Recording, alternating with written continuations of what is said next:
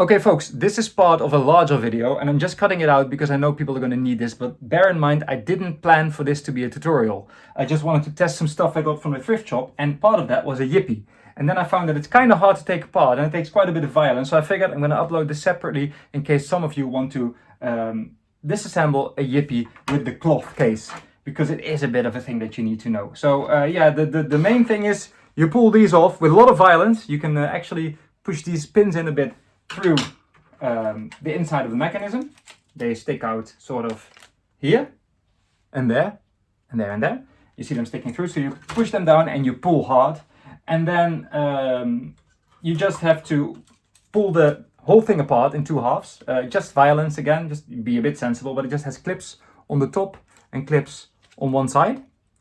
And then you have one screw, just the one, that is right here in the corner to take the main board out. That's all. So it's actually quite doable, but oh, and there's one flat cable here, and it has one of those locking things. So you have to let me show you. You have to pull the black bit down, like so. You can push it back up later, and when you pull the black bit down, you can pull the flat cable out. That's it. But I'm not going to show you the video because I was doing it as I was speaking. I just figured I'd explain it to you in a little intro. Hope you get your Yppy going because they're really awesome Walkmans and they sound good too. Where's the Yppy? Yppy! How did I... You guys can see it, can't you? I bet you can see it and I'm just completely overlooking it. Oh, here. I'm going to quickly open it up and see if I can figure out why it's not working. Although I don't even know how to open this because this is all attached, right? How do you open a Yppy? Let me see if I can find this on the internet, on YouTube or so. Found a service manual. As it turns out, you can get these caps on the side off. It says remove the 4 claws. Now I'm pretty sure that's just bad translation. They probably mean clips. There's 2 clips there and 2 clips there. And it's also glued. So it's really not easy to take apart. It does take quite a bit of violence. Then also the lid falls off, which actually does give you quite a bit more space to work with. But okay, there we go. So there's 4 clips, as you can see. They take a little violence, but they somehow survive. And then on the other side, you have to push them down and pull violently because you also have to get through the